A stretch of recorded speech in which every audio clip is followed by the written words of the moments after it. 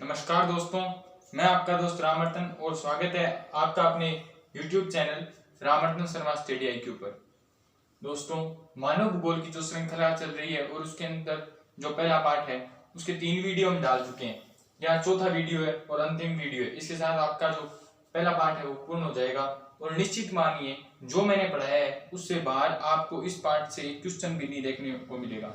यदि आपने ये चारों वीडियो पूरे देख लिए तो ये समझिए आपका पहला पार्ट है वो पूरा कंप्लीट है। तो आज चौथा वीडियो हम इसी श्रृंखला में लेके आए। तो देखिए चौथा वीडियो है मानव भूगोल की विचारधारा। देखो, मानव भूगोल के अंदर 3 विचारधाराएं आती हैं जिन्हें बहुत महत्व दिया जाता है। ये विचारधाराएं हैं नियतिवाद, और दूसरी विचारधारा है संभववाद, और तीसरी विचारधारा है नवनियतिवाद। ये 3 विचारधाराएं मानव भूगोल के अंदर। इन 3 विचारधाराओं में से बहुत बार क्वेश्चन पूछा जाता है। कई बार पूछ लेते हैं कि संभववाद है उसके प्रणेता कौन है, नवनियतिवाद है उसके प्रणेता कौन है, नवनियतिवाद में क्या बताया गया है, नवनियतिवाद के अंतर्गत जो है इसका दूसरा नाम क्या है, इस विचारधारा का दूसरा नाम क्या है। तो इस तरह बहुत सारे क्वेश्चन इस टॉपिक से बनते हैं।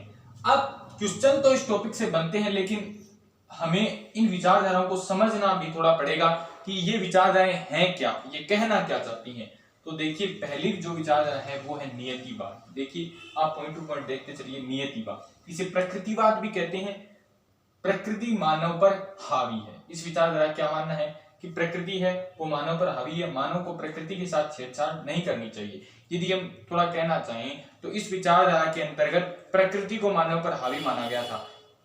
यह माना गया था कि प्रकृति है वो ही सब कुछ कर सकती है, मानव है वो प्रकृति के सामने असहज है। इसीलिए प्राचीन काल में मानते थे कि लोग प्राकृतिक शक्तियों की पूजा करते थे, उनको भय से पूजते थे कि जो है वर्षा के देव हैं, चाहे वो सूर्य देव हैं, इत्यादि जो देवता थे उनको ऐसा मानकर पूजते थे कि वो जो हमारे देवता है वो हमारे लिए कल्याणकारी और प्राकृतिक देवता, और हम पर है वो कोई आपदा नहीं आए, कोई प्राकृतिक आपदा से हम बच जाएं। तो ये विचारधारा नियतिवाद इसको माना जाता है। इसका ये मानना है कि आप प्रकृति के साथ कोई छेड़छाड़ मत करिए, क्योंकि यदि आप प्रकृति के साथ छेड़छाड़ करोगे तो क्या होगा कि प्रकृति है वो विभिन्न प्रकार की आपदाएं, विभिन्न प्रकार के संकट है वो आपके लिए लेकर आएंगी। इसलिए प्रकृति जैसा चला रही है वैसा चलते जाओ, प्रकृति जैसा आपको ढाल रही है वैसा आप ढलते जाओ। तो प्रकृति ही क्या है, वो मानव पर हावी है। इस विचारधारा का मानना आप नोट कर सकते हैं। प्रकृतिवाद इसको दूसरा नाम इसका है, और प्रकृति मानव पर हावी है। क्या है प्रकृति मानव पर हावी? मानव को प्रकृति के साथ छेड़छाड़ नहीं करनी चाहिए, जैसा प्रकृति हमको चलाए वैसा चलना चाहिए। ये देखो, ये इसके समर्थक है। ये देखो, ये इसके प्रतिपादक नहीं, एलन सैंपल। ये देखो, मैं आपको एक क्वेश्चन दे रहा हूं। एलन सैंपल और विडाल डी लाप्लांस और ग्रिफिथ टेलर, मैंने तीनों बताए हैं पिछले वीडियो में। ये तीनों किस देश के जो हैं वो भूगोलवेत्ता हैं। ये मुझे आप कमेंट बॉक्स में लिखकर दिखाएंगे, और मैं देखना चाहता हूं कि आप क्या 12वीं क्लास का वास्तव में पढ़ना शुरू कर चुके हैं। तो देखिए, एलन सैंपल है वो इसकी प्रतिपादक नहीं है, इसकी समर्थक है। दूसरा देखिए, दूसरी विचारधारा है संभववाद। संभववाद विचारधारा, इसके प्रणेता हैं। ये कौन है? इसके प्रणेता हैं विडाल डी लाप्लांस, और आप मुझे कमेंट बॉक्स में लिखकर बताएंगे ये किस देश के भूगोलवेत्ता हैं। तो विडाल डी लाप्लांस है वो कौन सी विचारधारा के प्रणेता हैं? संभववाद। संभववाद जैसा नाम से स्पष्ट है कि मानव को कुछ क्या तलाश करनी चाहिए? संभावनाएं। देखो, मानव है वो प्रकृति से श्रेष्ठ है। इस विचारधारा में यह माना गया कि प्रकृति जैसा चला रही है वैसा हम कैसे चलें। मानव क्या प्रकृति से श्रेष्ठ है।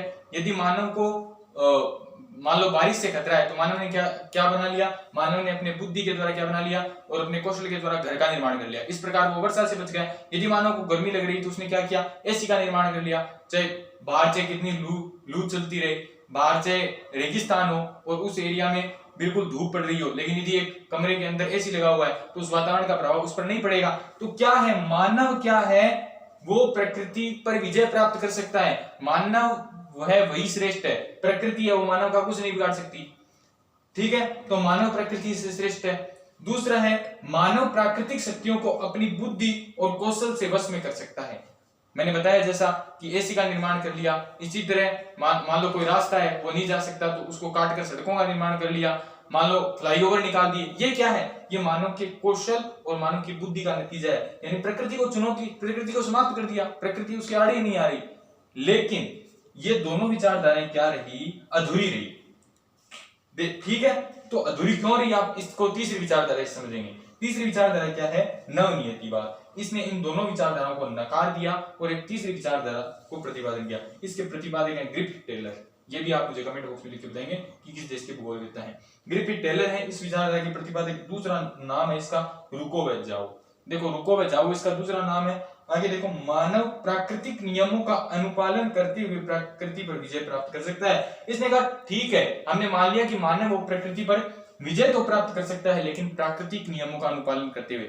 यदि मान लो आज मानव ने एसी लगा लिया, मान लिया फ्रिज लगा लिए, मान लो कोई चीज खराब हो जाती थी पहले गर्मियों में, लेकिन फ्रिज लगा लिया, फ्रिज में खराब नहीं होती। लेकिन क्या हुआ कि प्राकृतिक नियमों का यदि पालन नहीं करेंगे, अब क्या हुआ कि फ्रिज है, कूलर है, उससे क्या है ज्यादा से ज्यादा क्या है क्लोरोफ्लोरोकार्बन उत्सर्जित होने लग गई। उससे क्या हुआ कि जो प्रकृति का चक्र है वो बिगड़ गया, और उसके बाद क्या हुआ कि जो प्रकृति है उसके द्वारा क्लोरोफ्लोरोकार्बन के कारण ओजोन परत का अपक्षरण होने लग गया। ये किसके कारण हुआ, एसी के कारण, मानव द्वारा ऐसी गतिविधियां करने के कारण, जिसके कारण मानव प्रकृति पर विजय प्राप्त करना चाह रहा है। तो इसने कहा कि आप प्रकृति पर विजय प्राप्त तभी कर सकते हैं जब आप प्रकृति के नियमों का अनुपालन करो। यानी यदि आप एसी ज्यादा मात्रा में, बहुत ज्यादा एसी और फ्रीज हो जाएंगे तो क्या होगा, वो ओजोन परत है वो पूरी क्षय हो जाएगी, और सूर्य की पराबैंगनी किरणें वो धरती पर आने लग जाएंगी, जिसके कारण क्या है कि वातावरण का तंत्र बिगड़ जाएगा और मानव का अस्तित्व ही संकट में पड़ जाएगा।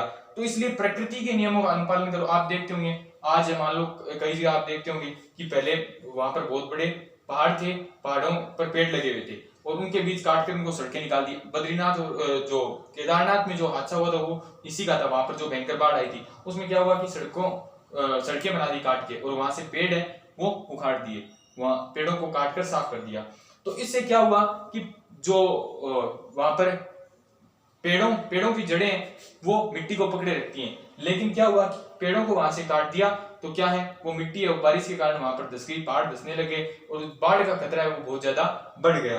तो इसलिए आप और भी बहुत सारी प्राकृतिक आपदाएं उसके लिए जिम्मेदार हो सकता है। तो दूसरा नाम रुकोवेजाओ है, और प्रकृति के नियमों का अनुपालन करते हुए मानव प्रकृति पर विजय प्राप्त कर सकता है। तो सार की बात पहली ये है, पहली विचारधारा नियतिवाद, दूसरी संभववाद, तीसरी नवनियतिवाद। नियतिवाद आपसे पूछे तो आपको लिखना है कि प्रकृति है वो मानव पर हावी थी और मानव को प्रकृति के साथ छेड़छाड़ नहीं करनी चाहिए। दूसरी विचारधारा संभववाद, प्रतिपादक है विडाल डी लाप्लास, और मानव है वो प्रकृतियों की शक्ति को अपनी बुद्धि और कौशल से वश में कर सकता है, यानी मानव श्रेष्ठ है, प्रकृति का की श्रेष्ठता है वो कोई मायने नहीं रखती, मानव प्रकृति में अपने अनुसार चेंज कर सकता है। तीसरी विचारधारा है, उसने इन दोनों विचारधाराओं को अधूरा माना और कहा कि दोनों को लगभग समांतर रखकर कहा कि जो नवनियतिवाद है ग्रिफिथ टेलर, उन्होंने कहा कि जो प्रकृति है और जो मानव है उन दोनों को समान रखते हुए कहा कि कोई भी हावी नहीं है, दोनों को परस्पर एक दूसरे का सहयोग करना चाहिए। तो ये हमारी तीसरा जो वीडियो है, इसी के साथ पहला लेसन समाप्त हुआ। यदि आपको वीडियो पसंद आए तो आप हमारे चैनल को सब्सक्राइब करें और साथ ही इस वीडियो को लाइक भी कर देंगे। और दोस्तों मैं आपको कहना चाहूंगा इसी के साथ ये पहला पार्ट है वो समाप्त हुआ। अब अगले पार्ट का वीडियो अब हम कल आपके लिए लेकर आएंगे। धन्यवाद।